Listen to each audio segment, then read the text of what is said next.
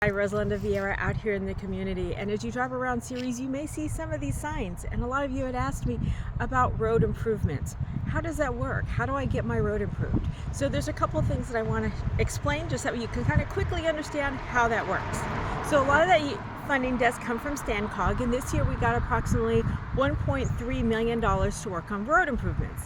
And if we're just doing a basic slurry, that should be pretty easy, right? To do a lot of streets. Unfortunately, now under new laws, if there's a certain community that we're doing that doesn't have ADA ramps or sidewalk improvements, we have to do that as well. And that cuts into the $1.3 million that we receive, which limits how many neighborhoods we can actually get done and completed.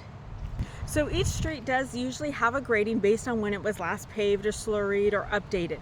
And if you're within city limits and you don't have sidewalks, that's another priority. That's something that we want to get addressed, and we're dealing with that in some, you see in Morrow Village with our that's using CDBG funding, which is a different category. But for those of you who reached out about our road improvements, I wanted to briefly explain what our road maintenance is and how that works as I battle the incoming storm here. But that's how it works. So if you see these signs, I just want to let you know that's how it's allocated. It was done through our Measure L, which is part of our $1.3 million that we were allocated for this fiscal year.